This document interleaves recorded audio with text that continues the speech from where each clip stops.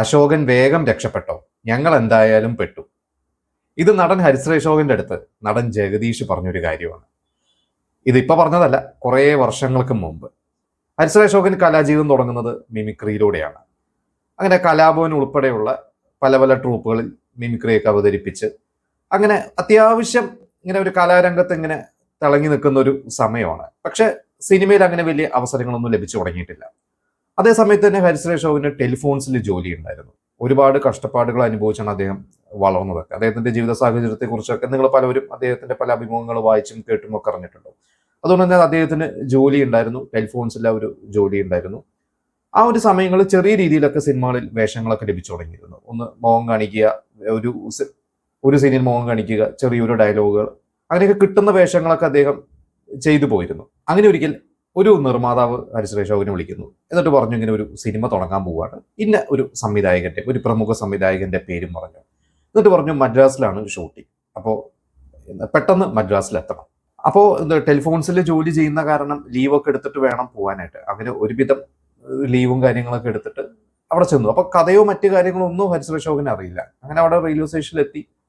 അതിനുശേഷം അവര് വന്ന് കൂട്ടിക്കൊണ്ട് അവര് ഹോട്ടലിൽ കൊണ്ടുപോയി. അങ്ങനെ ഹോട്ടലിൽ താമസിച്ച് പിറ്റേ ദിവസം ഷൂട്ട് ചെയ്യുന്ന ആ ഒരു ലൊക്കേഷനിലേക്ക് പോവാണ്. അത് അവിടുത്തെ ഒരു സ്റ്റുഡിയോ ആണ്.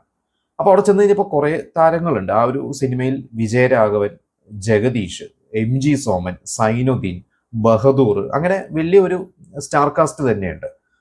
അപ്പൊ അവിടെ ചെന്ന് കഴിഞ്ഞപ്പോൾ ക്യാരക്ടറും കാര്യങ്ങളൊക്കെ ചോദിച്ചു കഴിഞ്ഞപ്പോൾ അവിടുത്തെ ഡയറക്ടറോ പറഞ്ഞു ആ കൂട്ടത്തിലേക്ക് അങ്ങ് നിന്നോളാൻ പറഞ്ഞു. അതായത് അവിടെ ഒരു നായകന്മാരുടെ ഒരു കൂട്ടമാണ്. ജഗദീഷ്, സൈനുദ്ദീൻ, പിന്നെ ബഹദൂർ, ഇവര് കുറച്ച് ഒരു കൂട്ടം ആളുകളുടെ ഒരു കൂട്ടക്കളി കഥയാണ്.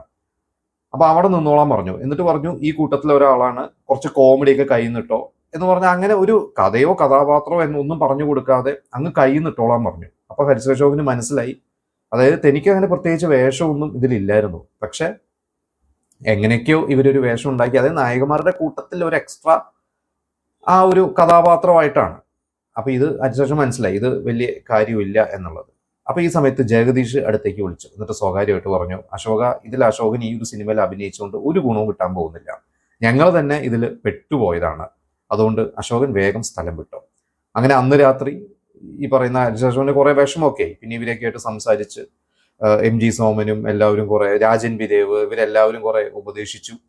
അങ്ങനെ കുറെ മോട്ടിവേഷനൊക്കെ നൽകി. അങ്ങനെ ഹരിശ്രീ അശോകൻ പിറ്റേ ദിവസം തന്നെ നാട്ടിലേക്ക് വന്നു. പക്ഷെ കുറേ ദിവസം ഷൂട്ടിംഗ് ഉണ്ട് എന്നൊക്കെ പറഞ്ഞാണ് നാട്ടിൽ നിന്ന് പോയത്.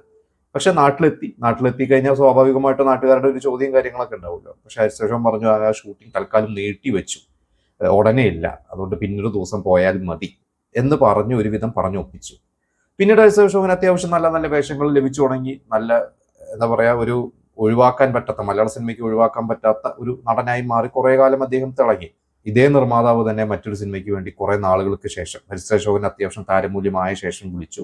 പക്ഷെ ഹരിശ്രീ അശോകൻ എന്തോ ഒരു തമാശ രൂപേണയൊക്കെ മറുപടിയൊക്കെ കൊടുത്തിട്ട് ആ സംവിധായകന്റെ, ആ നിർമ്മാതാവിന്റെ സിനിമയിൽ അഭിനയിച്ചില്ല എന്നാണ് പറഞ്ഞത്.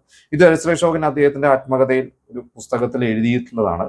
അപ്പോൾ ഈ സംവിധായകന്റെ പേരോ നിർമ്മാതാവിന്റെ പേരോ ഒന്നും ഹരിശ്രീ അശോകൻ പറഞ്ഞിട്ടില്ല. ഞാനും ഈ സിനിമയെക്കുറിച്ച് ഒന്ന് റിസർച്ച് നടത്തി നോക്കി. കാരണം MG സോമൻ, ബഹദൂർ, സൈനുദ്ദീൻ, ജഗദീഷ്, വിജയരാഘവൻ, രാജൻ വിദേവ്, ഇവരെല്ലാവരും ഒരുമിച്ച് അഭിനയിച്ച സിനിമകളെ കുറിച്ച് ഞാനും ഒന്ന് സെർച്ച് ചെയ്ത് നോക്കിയിട്ടും എനിക്കും കൃത്യമായിട്ടൊരു ഉത്തരം കിട്ടിയില്ല.